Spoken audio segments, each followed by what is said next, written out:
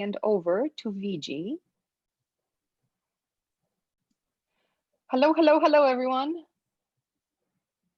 Okay, we are live on YouTube as well. So anyone who is watching us on YouTube, hello.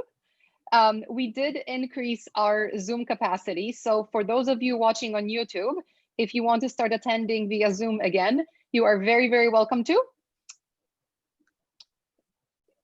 And oh my gosh, I'm like in 3 different places. Okay, and yeah, so attend on Zoom and then you guys can interact with our panelists. On that note, I will throw things to Viji, who is our lovely host slash leader today. And I'm going to read off her bio because I did not remember all these awesome things. Viji is an MCC and a coaching evangelist and multifaceted management professional. She has 20 years of experience in consulting and human resources, a background in law, and is an accredited mediator.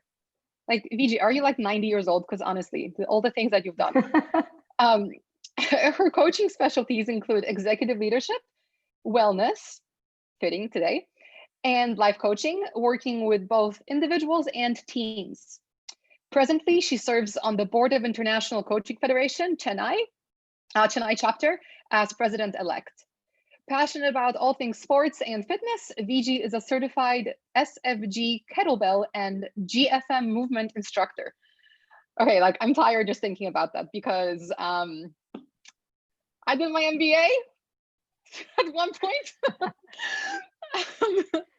Over to you, Viji, the amazing, the wonderful, and the multifaceted. And let's all be well together. I will see you guys at the end of this 90-minute session. So we have such a great panel today that we will be here for 90 minutes. So if anybody has to run at the 1 hour mark, perfectly cool, just be patient. I will hop into the chat and I will add in our link to claim your CCEU, etc. So yeah, it's okay if you leave, but try to stay for 90 minutes because I'm sure that this will be a great webinar. Okay, I'm going away. Viji, over to you. Thank you so much, Magda. Yeah, a little embarrassing, that introduction, but just I think dabbled in a lot of things, and presently a lot of my life is spent in coaching. Own it, Viji, you're amazing. Warm welcome to all of you here today. I'm not able to see who all are here, but you know, good evening, good morning, good afternoon, depending on whichever part of the world you're from. I hope those of you in my part of the world have had dinner and are feeling quite energetic for the session we're going to have today. The session is structured such that one part of it, for about 30 minutes or so, we will talk about wellness fundamentals, some concepts, and a little bit of, you know, framing this whole topic. But the majority of this conversation is going to be with a wonderful panel, each of them fantastic professionals, but more so lovely human beings. And, you know, with a deep interest in wellness, all of them. So each one I could personally consider a role model in the space of wellness. They live it, and which is why I was delighted when they accepted my invitation to be here today. So yeah, I'm really excited about not just this topic, but also about this conversation with these wonderful wellness role models. And before I jump right into a bit of the content that I want to share, a very quick round of introductions, and you can see on your screen. You know, first up is Cindy. I'm going to do very short introductions. I don't have formal bios with me. Most of you in the coaching community would certainly know of Cindy. Not just is she one of the earliest master coaches, but she's also a mentor par excellence. Why on this panel?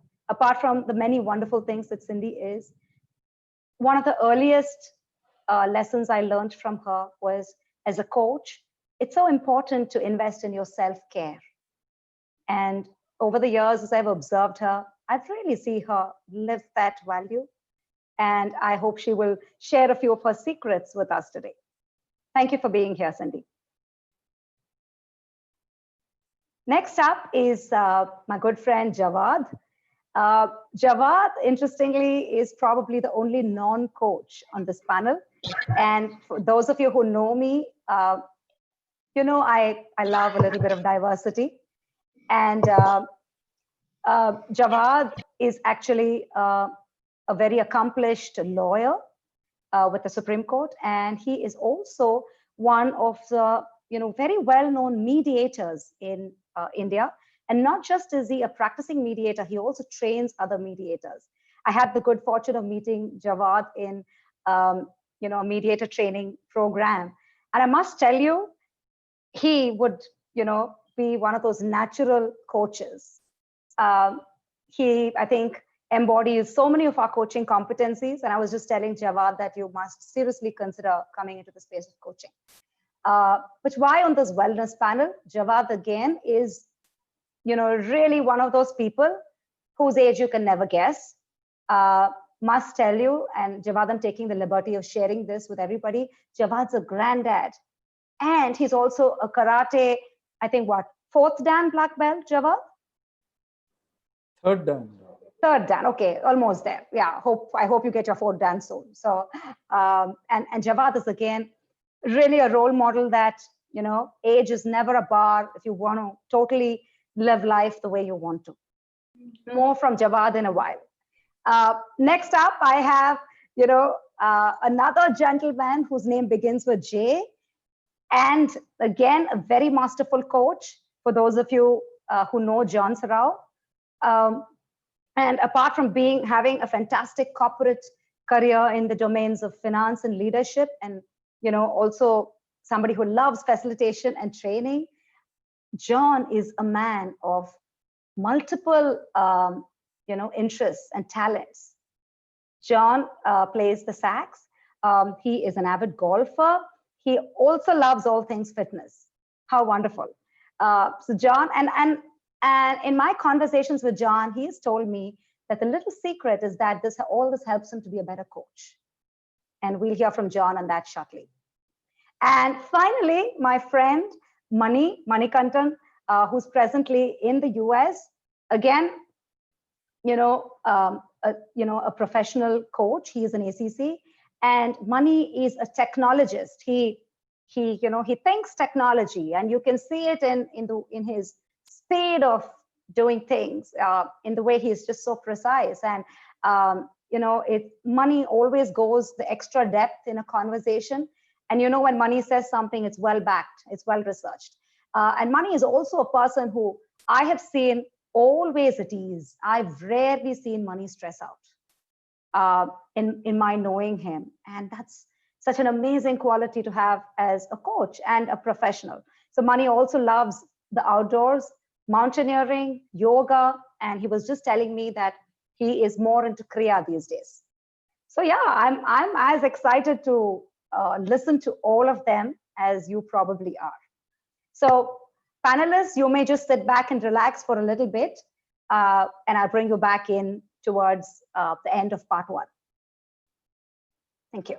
So let's just get started with the fundamentals. I think fundamentals are always a good way to set the frame for any conversation.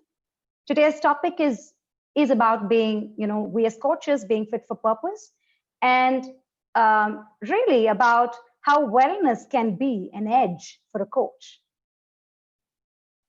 So what is wellness? And a few definitions here.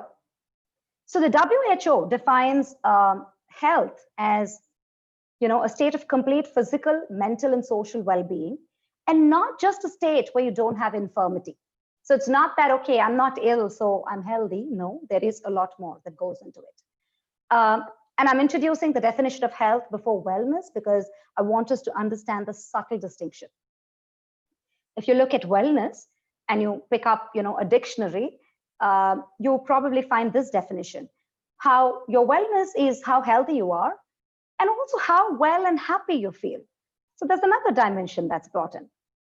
So while health refers to an output to strive for, wellness simply is about the journey and a lifestyle or a way of living one undertakes to achieve one's health goals. So therefore, wellness is, a conscious and self-directed and, continuously evolving process of achieving one's full potential. So to just put all this together, wellness really has three aspects to it. There is the awareness of, the aspect of awareness. It all begins with awareness. And then once you're aware, it's about choices that you make. And finally, as I said earlier, it is a self-directed and a very active process. It's not a passive process. So, some of us may say we are born with great genes and so we're presently healthy. But wellness is about your actively making an effort to sustain or to keep it there. And I borrowed this definition of wellness from the sources National Wellness Institute, a leader in the space of wellness. And, in a lot of my work, I use some of their models and construct. I also want to bring in at this stage the concept or an approach of looking at wellness, not in parts, but taking a whole person approach to wellness. So again, this model, a very popular model called the 6 Dimensions of Wellness, which was authored by Bill Hetler, says that wellness has these 6 dimensions, right? Occupational, physical, social, intellectual, spiritual, and emotional. I must also tell you, for as many wellness practitioners there are in this world, you'll find as many models. So you may find an 8-segmented model, a 9-segmented model, a 4-segmented model. But what I want to leave you with is that wellness is actually pretty granular. It is multidimensional. It's not so much about what those dimensions are. And so just for a working purpose of this webinar, I will be using this model of wellness. So now, let's sort of, we are coaches, right?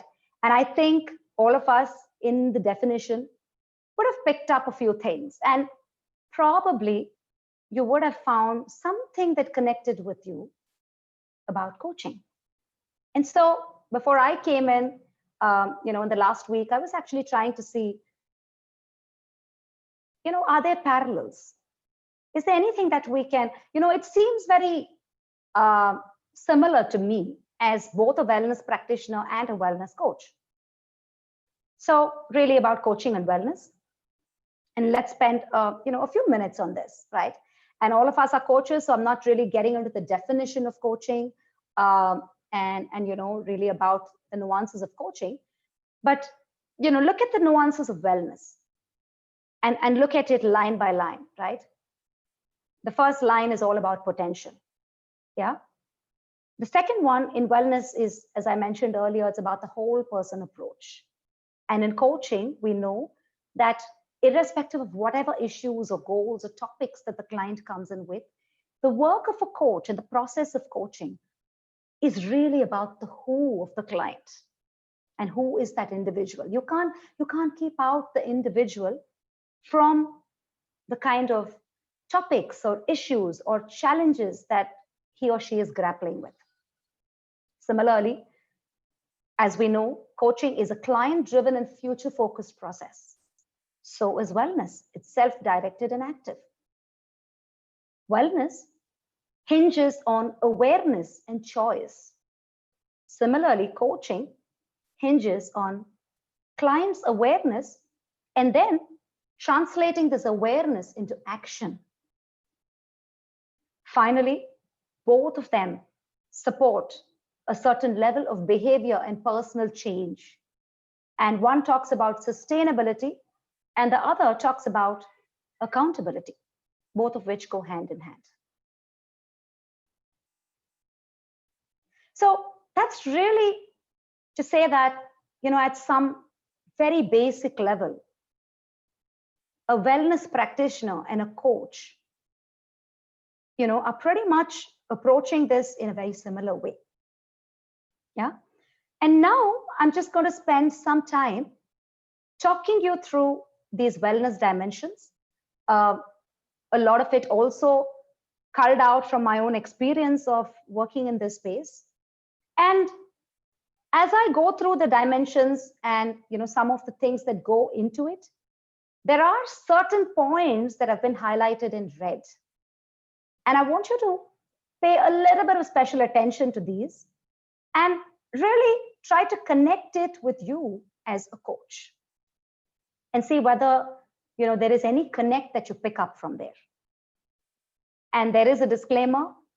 All these details, the points that are there, are actually only elaborative and certainly not exhaustive. So if there's something else that comes up that's not there in the list, make a note of it. I would love for you to send it back so that I can put it into my list. We'll start with the physical. That is something that most people, when you talk about wellness, are able to easily connect with, because it's embodied, it's perceptible, it's something you can touch, feel, see, and all of that, right? So we probably spend about 30 seconds on each aspect, and just quickly run through whatever is listed on these.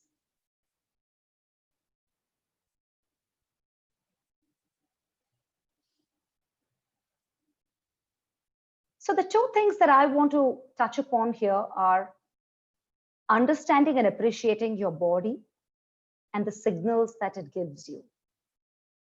And secondly, feeling good about one's own body. Yeah, these are two things that are not often spoken about when you talk about a physical dimension of wellness, but I think absolutely important. And I can't understate, even in my work as a coach, I can't understate the importance of, being physically fit and well in my work as a coach. I don't know about you, but, when you do 3-4 calls a day, everything, right, about, how strong your hip flexors are, to how strong your shoulders are, to how well you sit when you do your coaching calls, all of it matters. And, all of it also has a back end where you're actually taking care of your body. Moving on to the next dimension, the emotional dimension. One, I think a lot of us coaches are quite familiar with, because managing our own emotions and that of our client is very important for all of us. So here again, I want to highlight 3 important things. Prioritizing self-care. Yes, it is an emotional aspect of wellness. And staying centered and grounded are 2 very important things that constitute the emotional dimension of wellness. Moving on is the occupational dimension of wellness. Often, when I run sessions for people in corporate roles, or a 9-to-5 kind of organizational job, this is the one that often comes up for discussion, saying that we probably not spent enough time thinking about it, so on and so forth, right? I think with coaches, while we believe and we assume that occupationally we are quite well, I have 2 points that I want to highlight. Again, in my work with coaches and in my interaction, the point about, does your career give you, or does your occupation give you financial satisfaction, which is absolutely very important for one's living. And do you really have a career vision? What's your larger vision as a coach? What's your vision for your coaching career? And I just want to leave it there. Moving on to the next dimension. This is the intellectual dimension, and I want to spend some time here.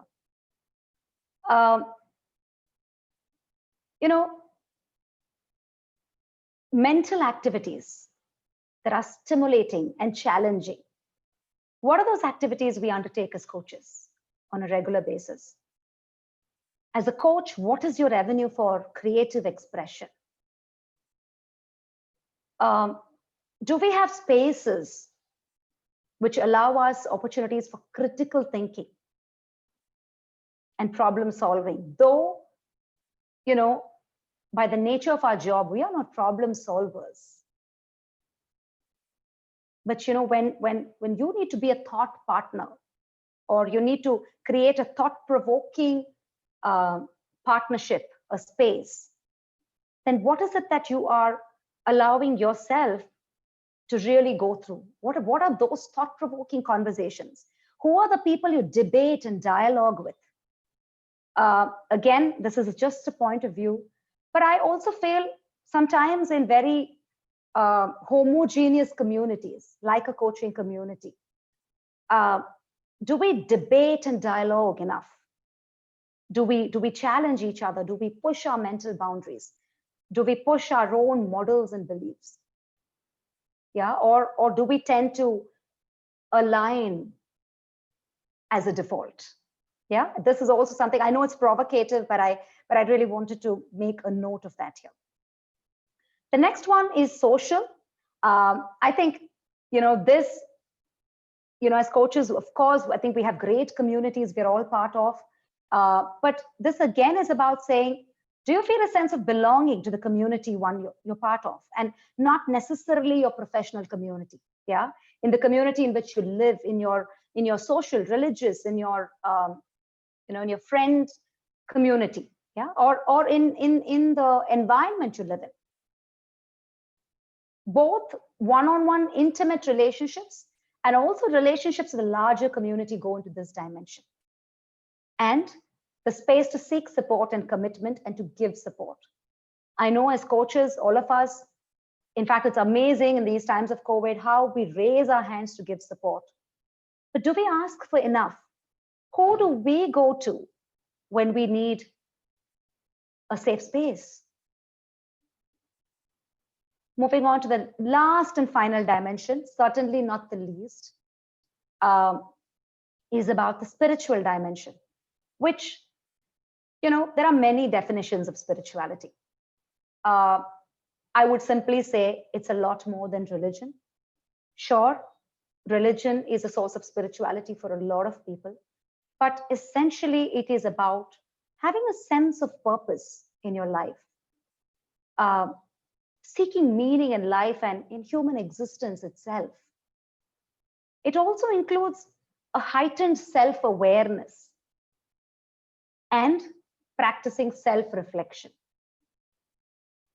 I know a lot of us have come into coaching because we found an inner calling. But what do we do to sustain that calling? Or is our calling telling us something else? And finally, living in alignment with your own values, whatever that values may be. So I just wanted to, leave you with this broad frame about saying how we could look at these 6 different yet beautifully interconnected dimensions of wellness. And going back to the question, I brought in about coaching and wellness. When I look at my work as a coach, or I look at coaching as a profession and a space, in every kind of coaching, we do address one or more dimensions of a person's wellness, don't we? So I would even cheekily say that all coaching is about wellness at a very, very basic level.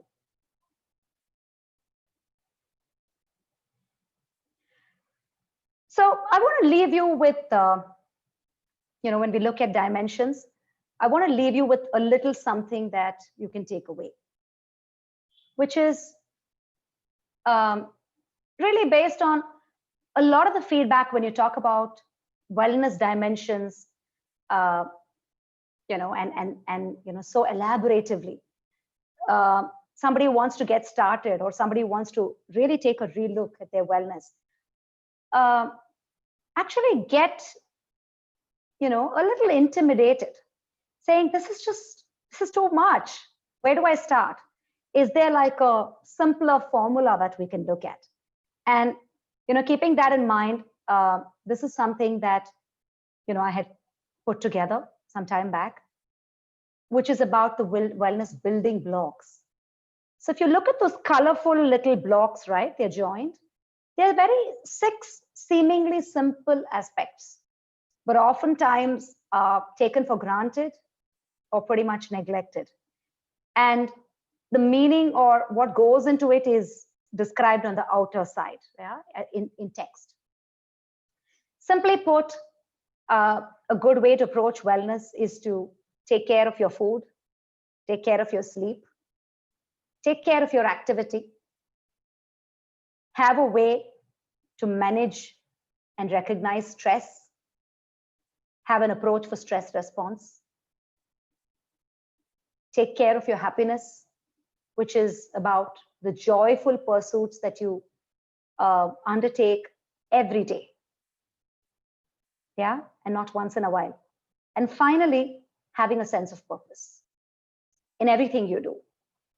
Yeah, why do you make a certain kind of business decision? Why are you in a certain relationship? Why do you do what you do? What do you do in the waking hours? Does it all align to a larger purpose that drives you? Right?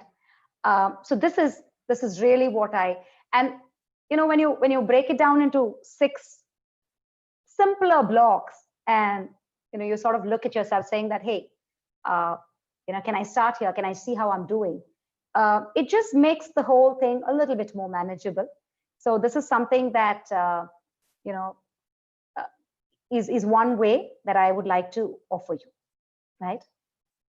So I think we're 25 minutes into this session, and a good place for us to quickly see how well all of us are doing today. And I'm just going to stop my presentation or pause my share for a minute. And there's a poll that I'm going to pull up. Yeah. And be very happy if you can put out an absolutely honest response to this.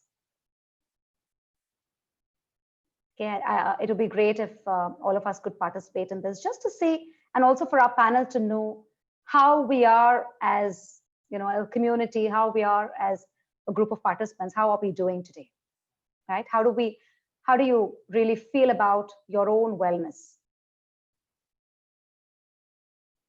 I've launched the poll. Is it visible? Yes, it is. Okay, only one question, right?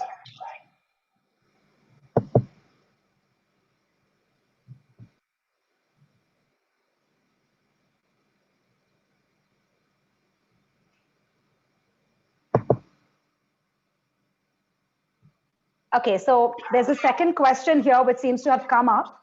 It was meant to be for a later part of the webinar, but I think it's okay. I think we can see how we feel about these dimensions.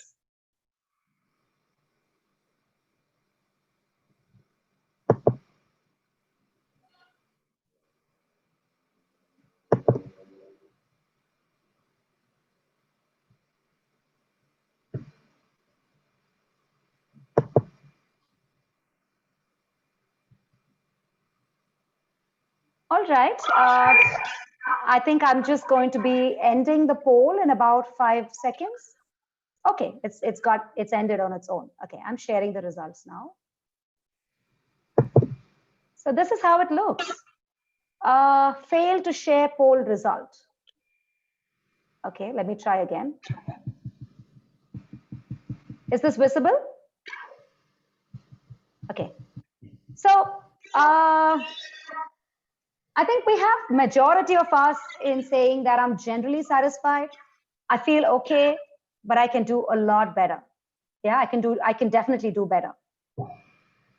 That's an honest response. I think a lot of us will be there. And as a coach, Which of these wellness dimensions would you like to focus on? It's okay. It's pretty interesting that most of us have said we want to take care of our emotional dimension. And it's, and I think this is where the role of self-care comes in. And to really care for the carer. A lot of us are in the profession of caring for others. We hold space for others. We take a lot of the emotional, as one of my friends would say, a lot of the brown water flowing. And it's also about saying how much of it we take into our system and how much of it we are able to take, but have ways to ensure that we can come back recharged. I also see a lot of 46% who voted in for the physical dimension. Again, certainly something which I know is a challenge in these, in the times of the pandemic. But I think even in general is something we could focus on. Yeah, so with that, let me just stop the share of these results.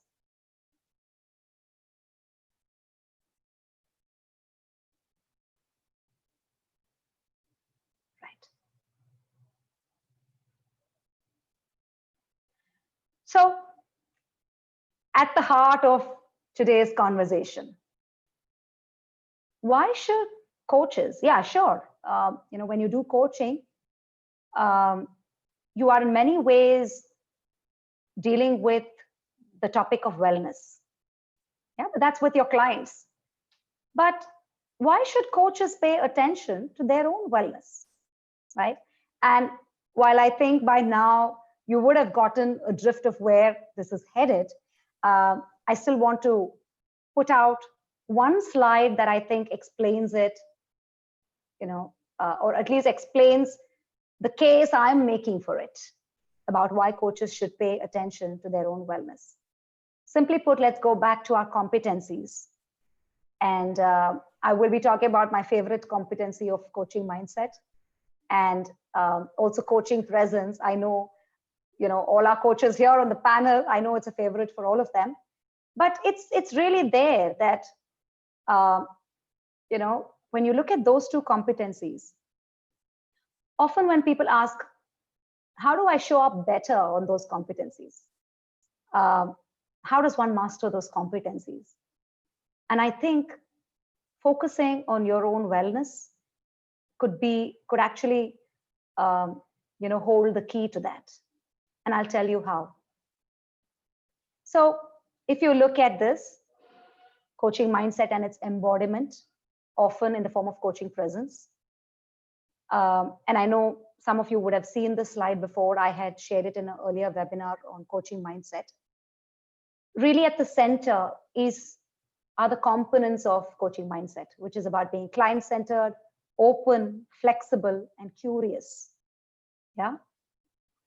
And on the outer periphery is how, this mindset shows up as embodiment and what are the things that go into coaching mindset that a coach comes in with. Yeah, really at the being of a coach. And look at all what is put there, right? Whether it's about emotional intelligence, whether it is confidence, whether it is being grounded, aware, intuitive, appreciating, the system and the larger context. All of this, and that's where I go back to those dimensions of wellness. Many of those things highlighted in red, that's where they connect. A lot of them actually feed into how you show up as a coach.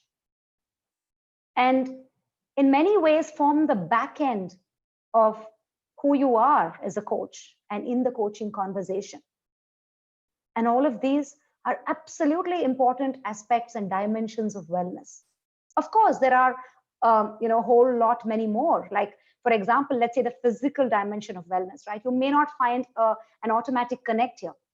But I often find that in the kind of work that I do physically, it allows me to be more somatically present for myself and my client in the coaching conversation.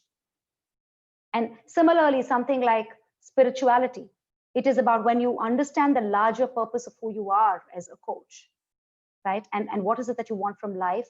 Even the way you, you partner as a coach, and how you look at coaching as a framework, from a very philosophical level, it aligns with who you are.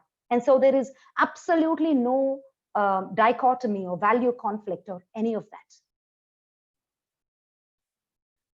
So with this here, with that introduction on where these two probably go hand in hand, I'm going to be stopping the presentation here and get our panel back, because I think it's best, we learn from varied experiences rather than have more theoretical stuff. Apologies if it was too much of content, but I really wanted to, share a little bit of this so we have a frame to work with. Thank you. Thanks, Jawad. Thank you all. So let's, I did some short introductions, right? But I'm going to request, our panelists and in any order to really share with the audience a little bit of your wellness story. Introduce yourself through your wellness story. Why is it important for you? Why is it important in your life as a human being and as a professional?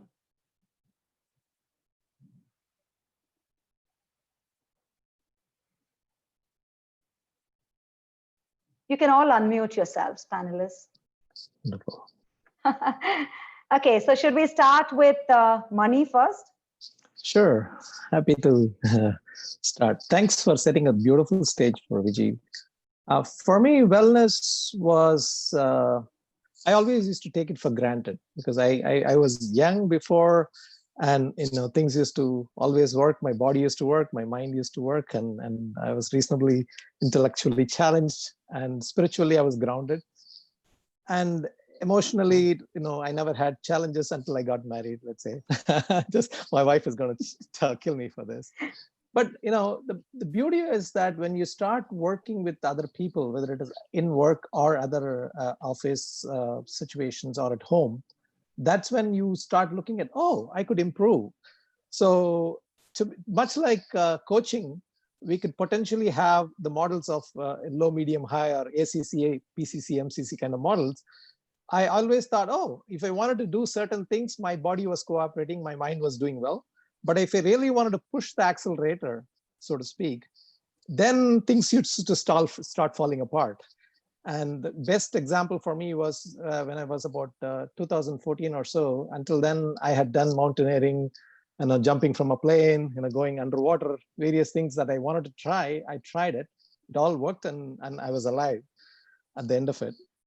And so I was playing a simple volleyball match, and then I went up for a nice spike, and I hit it. I scored the point. When I came down, there was a small pebble at the foot where I was landing. And then my leg was, it had a beautiful, nice, long stretch at my knee level, where the body is not meant to do those kind of stretches. So immediately I knew that something was, giving away. My old manager used to say, when you're hitting 40, all your warranty expires. So pretty much my warranty expired on that day. So I had to figure it out. And it was a long, beautiful journey in figuring it out, what it meant in all the 6 dimensions you mentioned. But when you put it together, it was a beautiful thing that came together. Thanks, Mani. And, one thing I must say, all you guys on this panel, and that's gender neutral, Cindy, just give me quite a bit of complex, really. That, I don't think I can guess any of your ages, actually. So certainly you're taking good care. On that note, Mani, let me, Jawad, would you want to go next? Yeah, sure, Viji. It was really an awesome presentation. I mean, so many facets of coaching, and what all goes into it was quite a revelation for me. Though I have been training people in mediation myself for the past so many years, but I think now I have to seriously take up the prospect of becoming a coach myself, and maybe I will come under your tutelage for that. So anyway, mine is, to begin with, it's a bit of a sad story. I don't mean to make it too much of a sob story, but I was asthmatic virtually from my birth. Okay. And as a result of that, because in those days we didn't have these inhalers. I'm 58, so I was born in 1962. So in those days, the drugs were not so well, and a lot of home remedies were tried, and the kind of if it used to become aggravated, then I had to take some injections. I think if I recall right, it was adrenaline, and that used to have a lot of side effects. And my grandmother brought me up, and she gave me a very sheltered existence. Like I was not allowed to take part in sports. I couldn't stay back and play games in school. So that was the kind of stuff that I went through.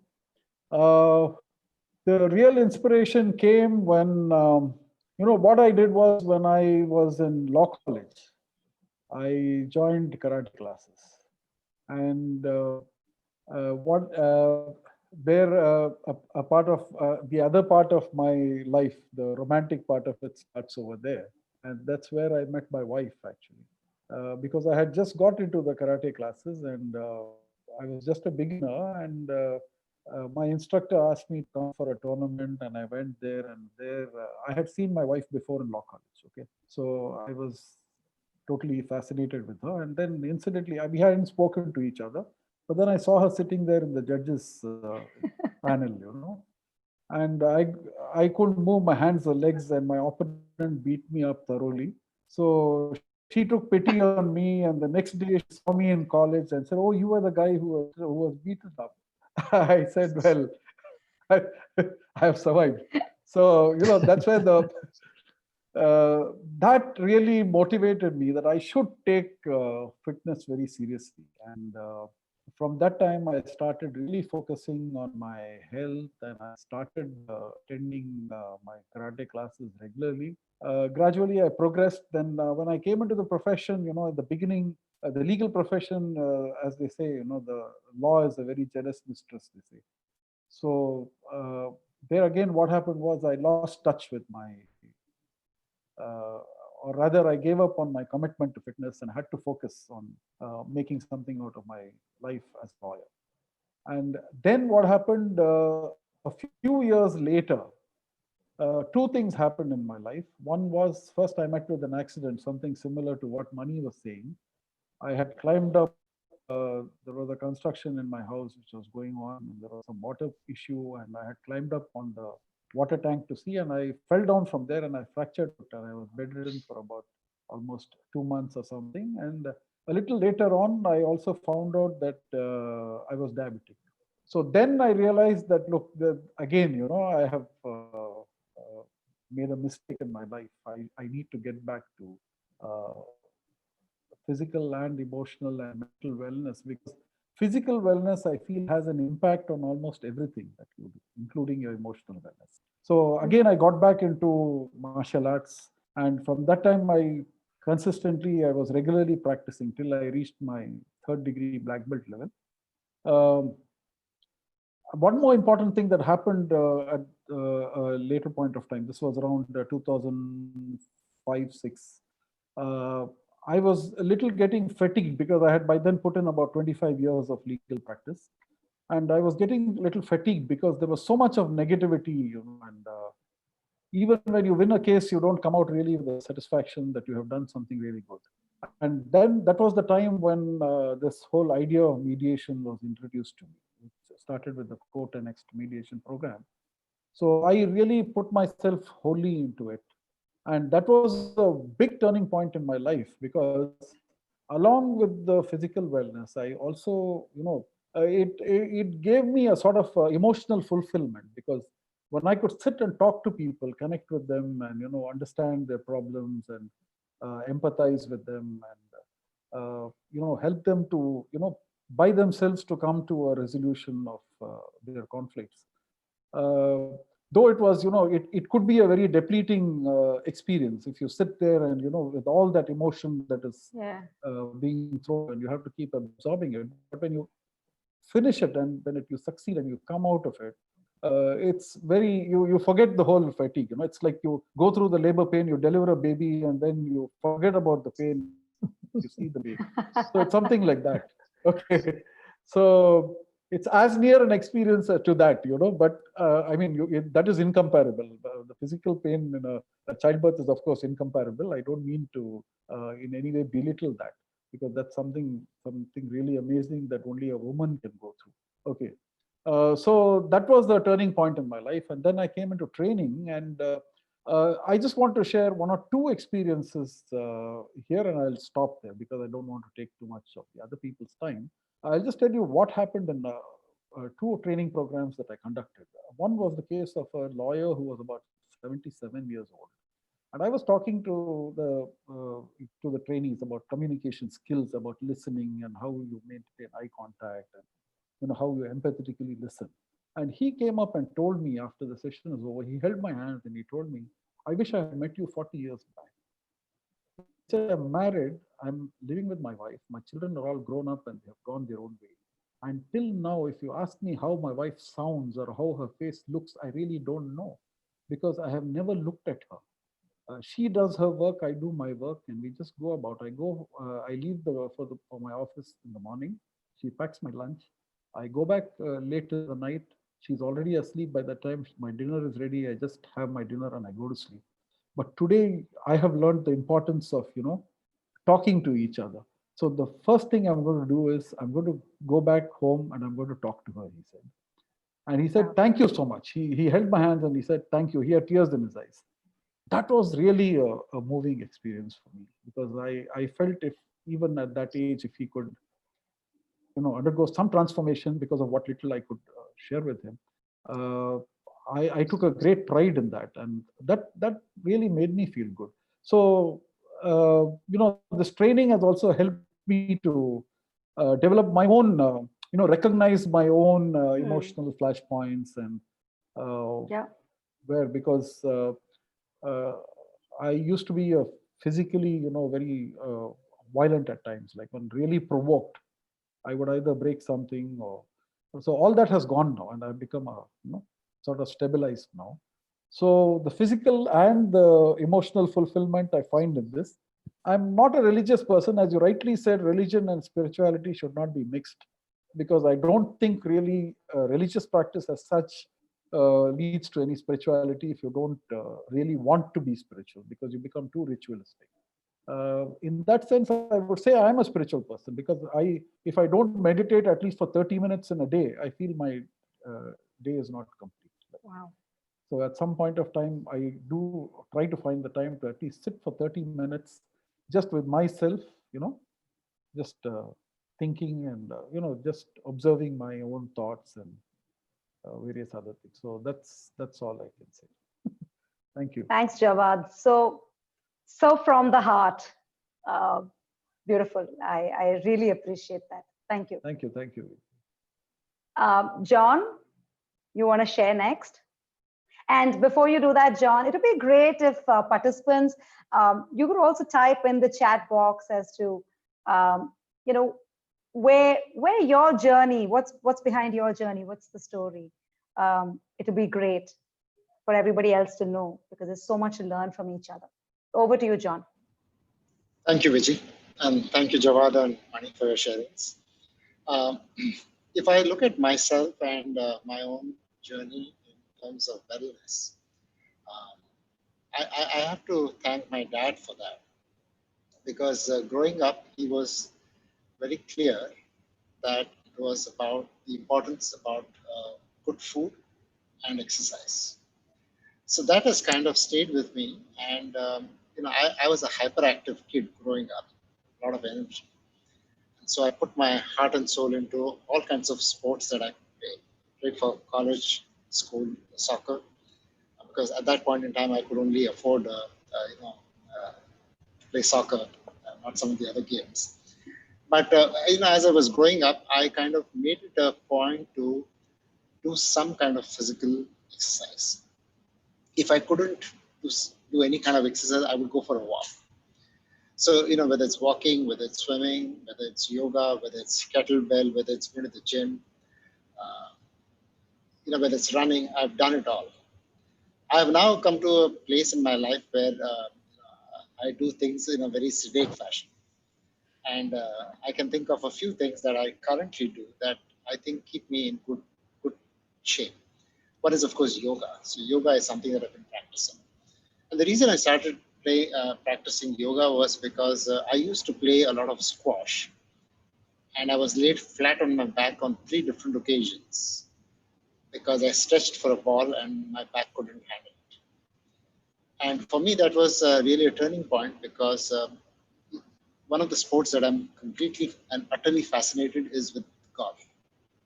And golf is, in many ways, like life, right? The more you try to master it, the lousier you get at it. So, and that's what is so bewitching about this game, that you're constantly trying to improve. And so for me, taking care of my back was very important. So I turned to yoga. So yoga helped me considerably. Swimming helped me considerably. And in terms of lifestyle, I try to do something or the other every day, except for Sunday when I take a break. But every other day, I have to do some form of exercise. I know there are some people who don't care too much about exercise, but for me, the physical dimension is extremely important.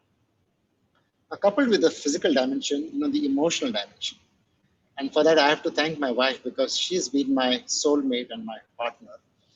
And I have, gained much from my relationship with her in terms of the emotional part. So that has really, stood me in good stead. The other thing that happened to me as I moved from a career in finance and marketing to training, facilitation, and coaching careers, I was able to get to a point in my life where my love for my work, my love for what I want to do coincided with my work. So it was a very happy place to be in, which is why the last 20 years have been truly amazing years because I've done what I've really loved. That's the part that is to do with the work part. From a spiritual perspective, I've been a Christian and I go to church. So there's a lot of fellowship that we have in church, bonding. It's every Sunday we meet people, we talk to people. And for me, reading my Bible, for example, and prayer is a very important aspect of my being. So that's the spiritual dimension. And I don't mean religious, because for me, it's not about religion, it's about a relationship. So that's very important with God. Since I've been a coach, I've taken advantage of the many coaches that have been my friends to work with many different issues in my life. So I've been at a place where literally every problem that I can think of, I have been able to work it through the process of coaching. So in that sense, it's fairly balanced. So if I had to look at that little poll, Viji, there were 14 people who said, everything's great. I would probably be the 15th one there. even at the risk of sounding arrogant, I would say that it's a good place. So I'm truly grateful for that. Wonderful, John. I mean, feeling very inspired listening to all that. But it's also been a journey, right? And I think that's the beautiful part, that and so much of gratitude that I sensed in your sharing. Vijay, let me just add a little more, because you had also touched upon the intellectual part. Yes. In case you're wondering what I do for intellectual part, in the last year and a half, I started learning the Indonesian language called Bahasa. And then in the last month or so, I've started on German because my daughter has moved to Germany. So that's how I keep myself intellectually challenged. And then I, of course, play music, and that has its own sense of intellectual charm and curiosity. Thanks, John. Thank you. Cindy.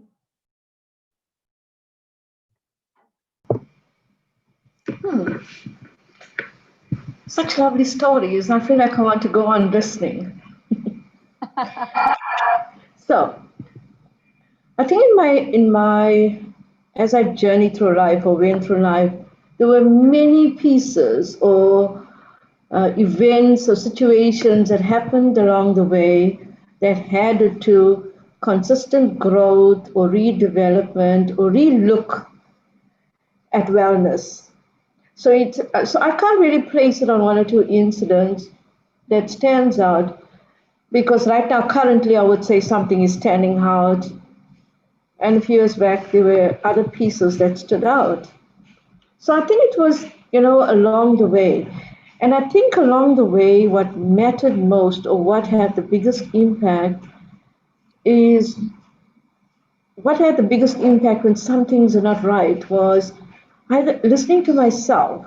I think that one was the most important or most showed up as a priority, is how I listened to myself.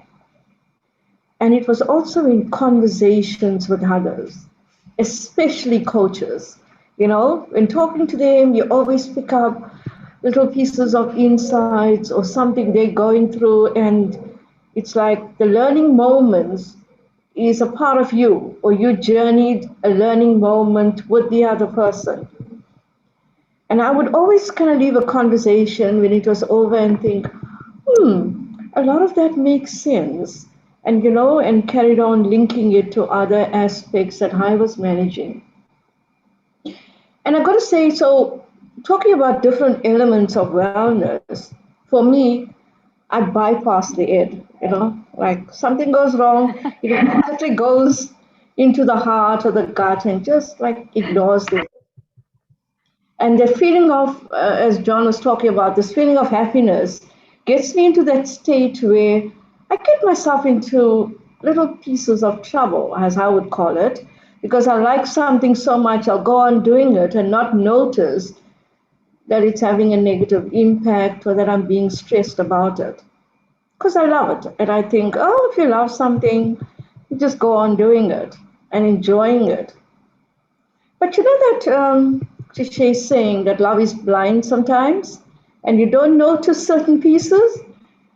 And that's when I use my intellect to kind of reason things out and figure it out for myself and get myself into that grounded space again.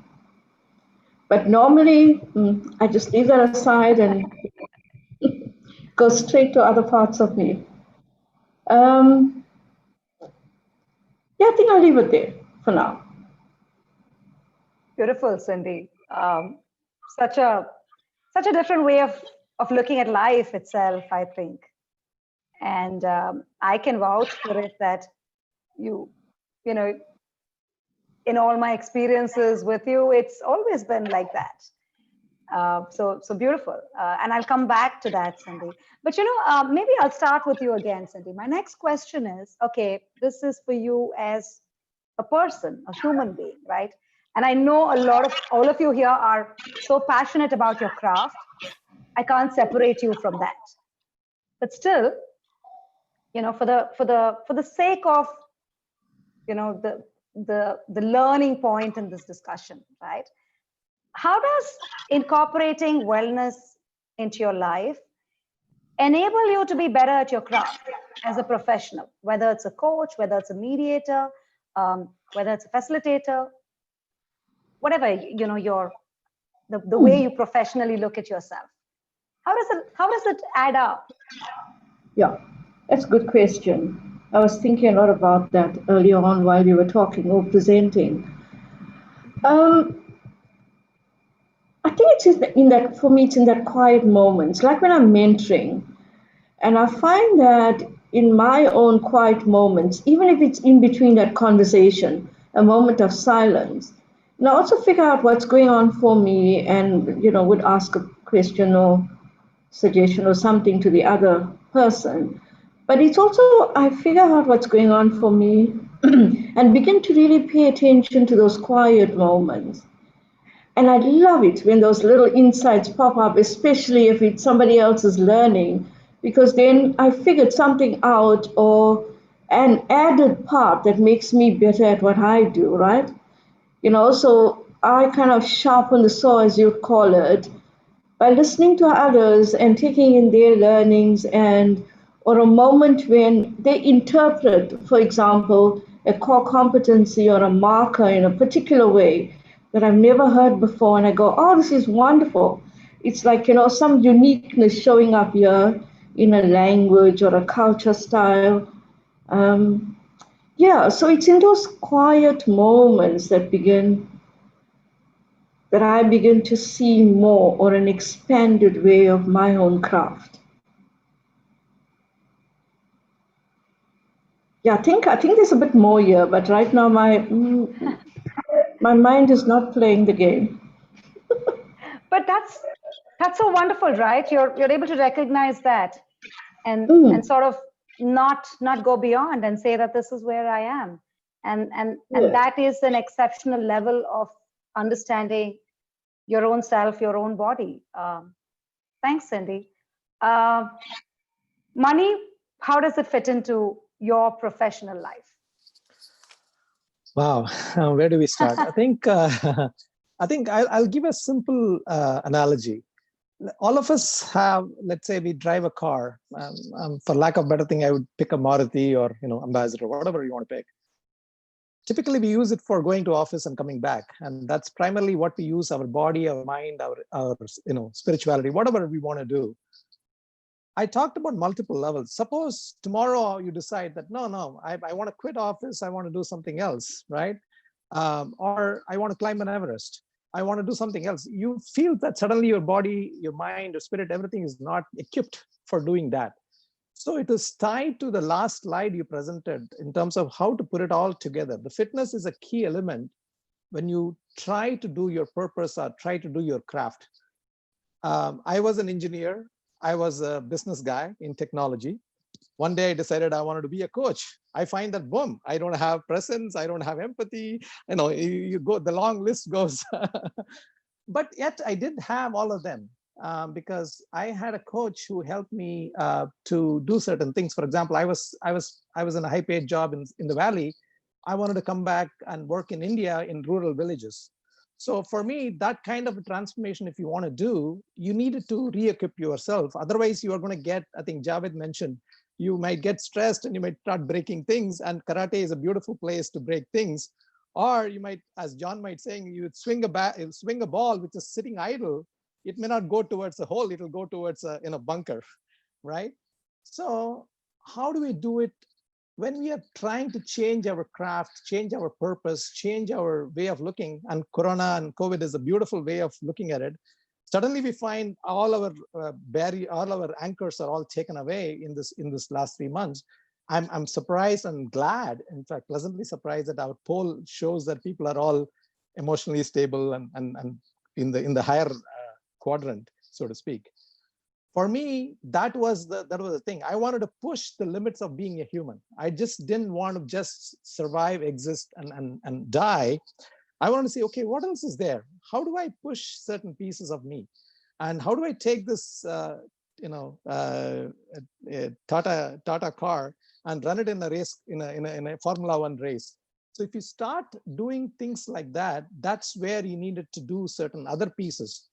For me, it came through Kriya because I told you, right? I broke my, I didn't break my ankle. I hyperextended my knee.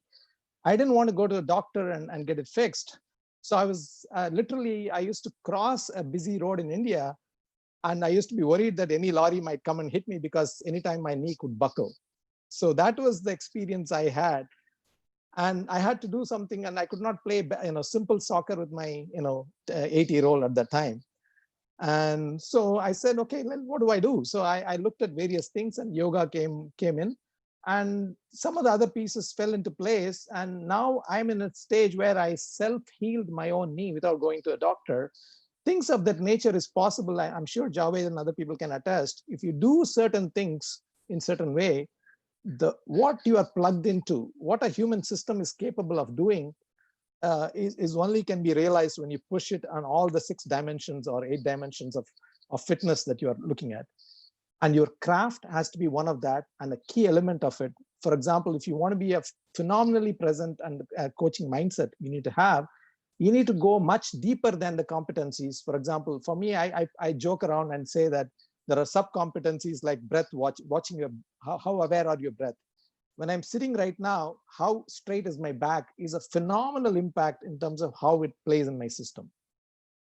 I will leave it at that. Yeah, I can relate to that. Sometimes, when I'm here and then over a period of time, I go like that and I'm totally sunk in. I realize something's not okay with my energy with the other person, or, but that comes only when, you actually know that, hey, I can actually feel these different feelings in my body, right? So great, Mani. Lovely, lovely listening to you. Jawad, where are you on that? I mean, does this whole focus on wellness in your life help you to, let's say, be a better mediator? Because that's something you love so much.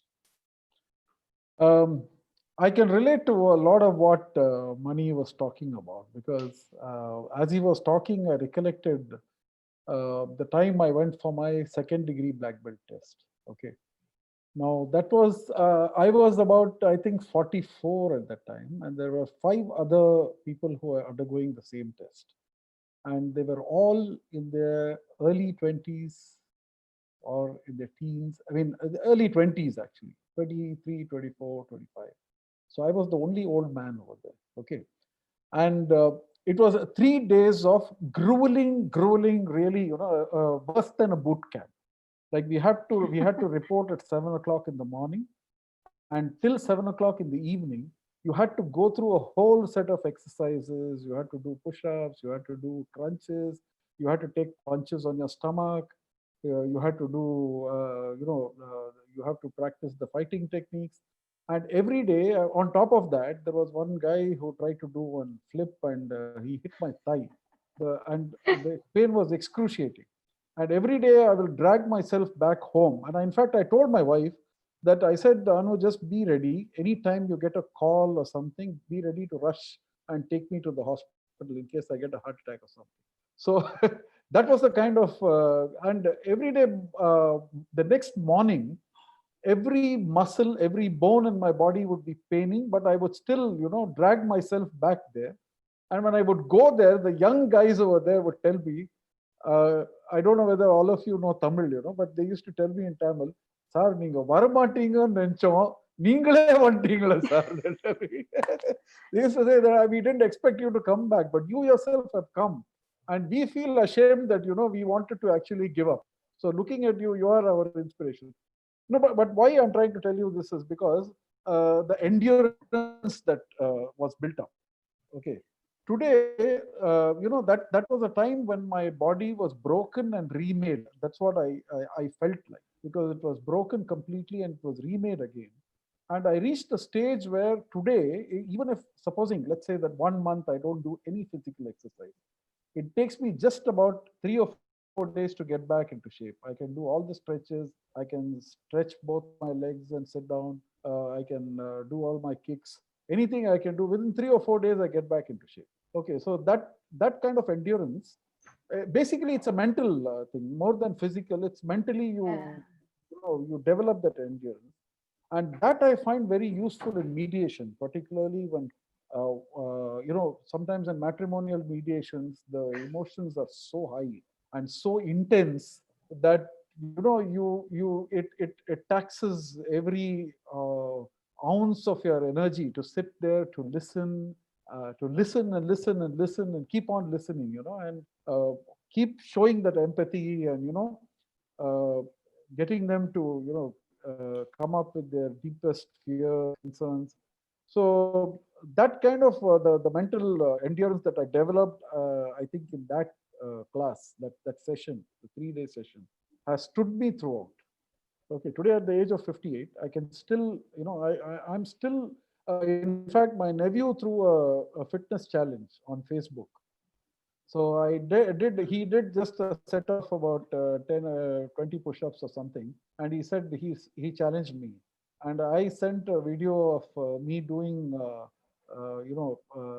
set of warming up exercises, lunging kicks, sit down, get up and kick and sit down. So those 20 kicks and then 25 push-ups and 20 push-ups, and then,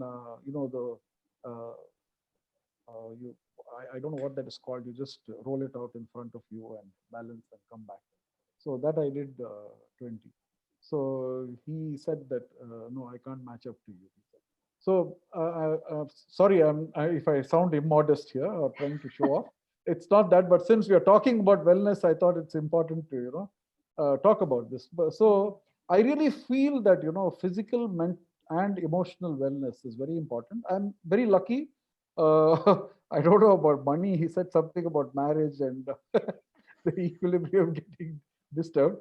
But my wife has been a very stabilizing influence in my life. And she was the biggest motivation from the time I feel I started living only after I met her. Like till then, I was just floating around, like the flotsam and jetsam you find in the sea.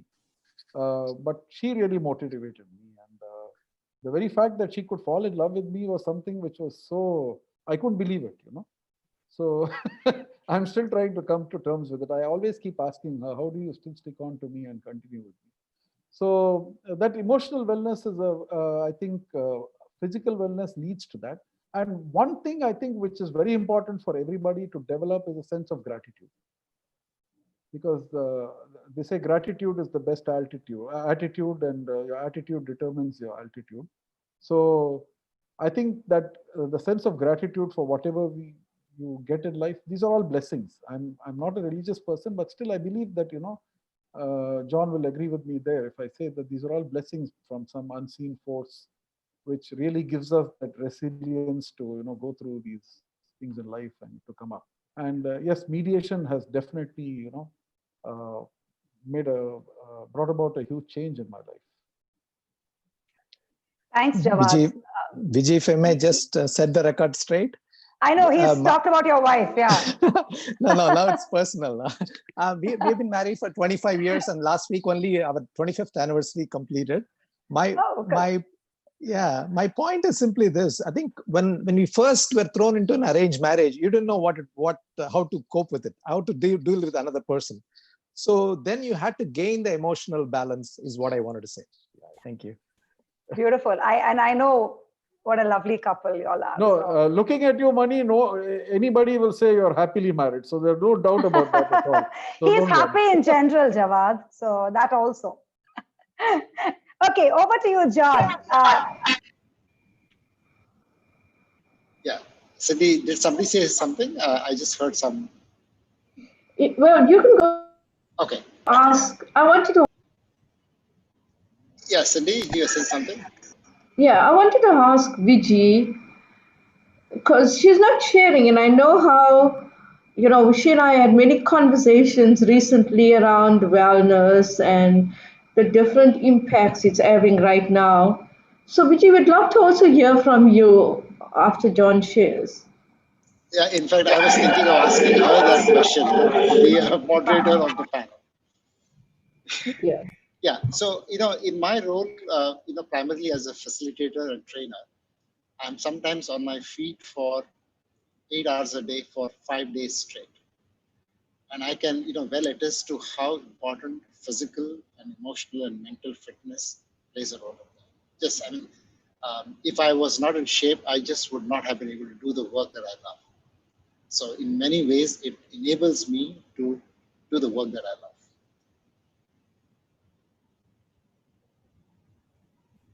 That's seems like such a simple math, John. Yeah, very nice. Yeah, great. So I'm going to just, I know we're having an eye on the clock. I want to quickly talk about, one dimension that challenges you a little bit. You don't have to go into the details. That is work in progress. I know everything is work in progress, but more work in progress. And if you could also just share with our audience, one your top wellness hack that always works, your go-to, something that you haven't spoken about so far. Would you want to start, Cindy? Okay, I'll do my go-to one first. Especially when there's a lot going on in my head, and that is the challenge at the same time. I'm currently busy with my PhD, so you could imagine there's always too much going on in my head. And I don't like that space where it feels heavy. So my go-to thing is just to listen to music as loud as I can and close the door and pretend like nobody's watching when I sing on top of my voice with the song. A lot of times I'm a rock star. So as you could imagine, and I think that kind of listening to music, whether it's soft or loud, it just immediately gives you a different energy. It changes it, there's something different that happens. And there are many times, like, 20 minutes later, I'll have to remind myself, what was I doing last that had me stressed out? Because, I forget. So my go-to thing is just listening to music. Well, besides taking a quiet moment and figuring things out or just blanking out. One of my favorites is I'd love to sit down and watch some TV and or watch a nice movie. So I call that my chilling out time. But it's so strange. Half of the time I sit with the remote in my hand, the screen is blank, I forget to switch on the TV, and I feel so content. Those are my go-to things. That's wonderful, Cindy. And just so much in the moment, right? That you just allow yourself to go with that flow. Thank you, Cindy. John, you want to share your challenge and if there's any and a hack? Yeah. So as far as a hack is concerned, one of the yoga exercises that I do is Surya Namaskar, and I find that anytime I don't have time, if I'm in a hotel room, for example, I can just go down. I just need 6 feet of space, and I can do that. And the interesting thing about this specific exercise is because it works on about 95% of all muscles of your body, it actually gives you a good workout in a very short period of time. And I also found it as a good way for understanding how your body is functioning. If you have any problems in your body, it's hard to do that exercise well. So it kind of is also a diagnostic tool of sorts. Yeah. So I find that as a great go-to place to exercise. So if I have no way to walk or golf or any other things, I just do a Surya Namaskar. Yeah. In terms of challenges, no, not really. Whenever I need to find some time to kind of quieten myself, I just find myself sitting in the Vajrasana pose, which is the Japanese tea ceremony pose. And just focusing on my breath kind of helps to calm me down. I do that morning when I get up. I do that before I go to sleep at night. It's also a way for me to express my gratitude, what Jawad was talking about. I go to bed. So that's what I do. Yeah. Thanks, John. That's I think it's important to have these these telltale ones, right? That can give you a sense as to what's going on, and something for you to pick up on. Very, very nice. Mani, what about yours? Well, and Mani, I'm also going to request you to. I know, knowing you personally, you invest a lot in spirituality. I want you to share a little bit about that as well. Sure, happy to do. So let me put it in context. I think my biggest challenge is I ignore the physical wellness, physical fitness, because I snack a little bit, and then I used to run 10Ks and half marathons. Now I've shut all of them down. It's not anything about physical. Now it's all about spiritual. So I'm ignoring a lot of that. And that shows in my stomach. And that's where it is. I have we can't see that. We can't see that on camera. I confess, I have a small paunch. So let me put it that way. Let me tell you where the spirituality element comes in. My dad lived about 85. My mom is still alive, 88. And so I'm guessing I'm somewhere divided by 2. Maybe I have a grand uncle who just completed 100 years this year. So, and to me, I'm like, okay, I'm here till 90. Now, how do I plan for it? That is my goal, right? It's given. I can choose to live it in a healthy way, or I can choose to live with going to the doctors and hospitals and whatever. So I've chosen. I think you beautifully put it in terms of choice is a key element in wellness. And given that the genes are telling me that I will be here till 90. If tomorrow I pass away, no big deal. That's not an issue. If let's say I have to live till 90, I better be equipped for that, is what I'm trying to get at. So given that that is a potential reality, how do I prepare for myself? And that's where the spiritual element comes in. We have only 2 ways to work at it. I think we can be emotionally stable, physically fit, and all those elements are nice to have. In my view, if you're not grounded in your and plugged into your energy source, right? Our energy source is what I call is the spiritual. So what I mean by that is we are spirit living in a human body. So we can choose to push our body any direction, any shape you want. And that is a living experience for me, not a theoretical, conceptual thing. So that plays in our back, in our spinal cord and various elements of it. I think I wish Ram was here. He can elaborate much more beautifully than I do. But the point which I'm trying to get at is that given that we are going to live, what is my hack and how do I get there? And there's a simple example I want to give it to you, which is the number of breaths that you take is called breaths per minute. And typically the faster you take, apparently the less you live. So I always monitor my number of breaths per minute. So human beings they end up between 12 to 15. And a tortoise, which lives about 120 years, breathes much slower. And a dog which pants which has a much shorter lifespan, pants much higher, right? So this is true across all organisms. So if you're if you're sitting in a quiet place and if you watch breaths per minute, if it is anywhere between 12 to 15, there is a certain lifespan. I am currently under 10 or maybe closer to 9 is where I'm trying to shoot for. And this is not a goal. This is a quick hack for me to figure out, okay, how is my health? Yeah. Very cool, Mani. Yeah, I think I'm going to try that out. Thanks, Mani. I know there's a lot more hacks you have, but probably we'll save it for another day, another conversation. Jawad, do you want to talk about your hacks? Okay, I think I'm just trying to figure out how I can get into that esoteric level that Mani was talking about. I'm still somewhere. Mani could probably coach you on that. Yeah, I think I need some coaching from Mani on that. For So me, it's very simple. It's more or less like, oh, sorry, Mani, you were saying something. No, just the karate. Whatever exercise that will take you there. Okay. I do what Cindy was saying, that listen to music. The only difference is my favorite singers are Muhammad Rafi and Kishore Kumar. So I always imagine that I'm standing on the stage and I'm belting out those beautiful songs, and women are going gaga over my voice and all that.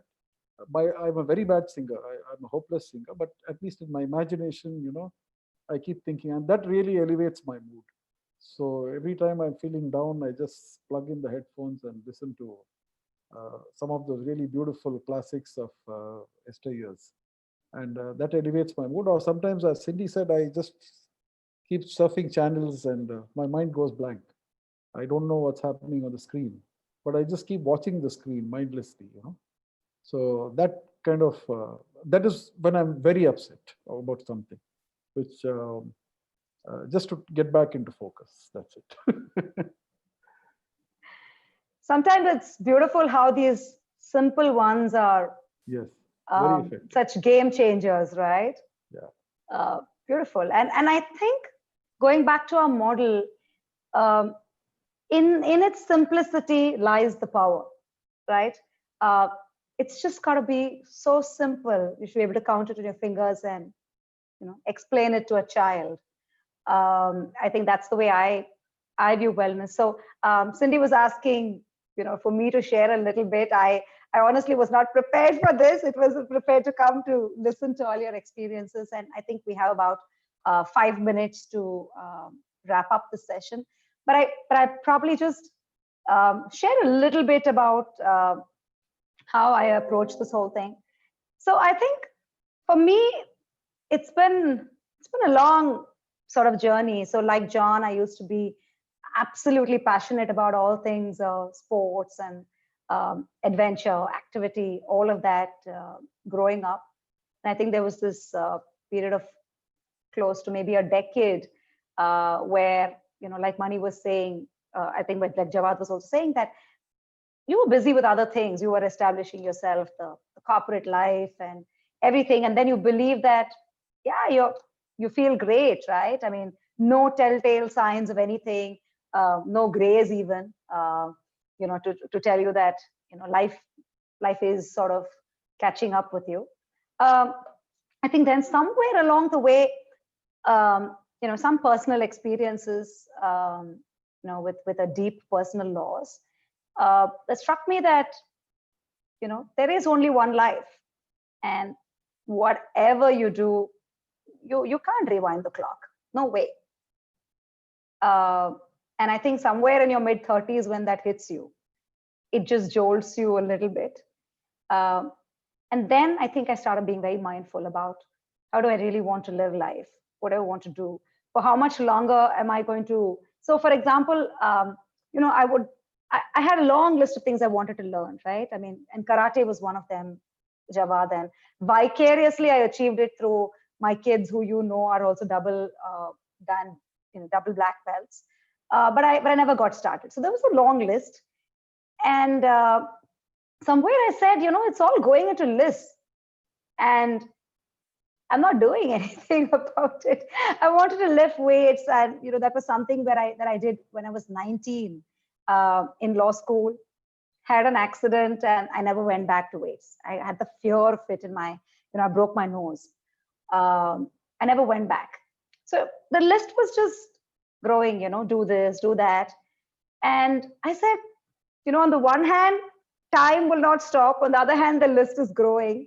So about time one starts doing. So I think the first thing I sort of rewired was, my activity and physical fitness.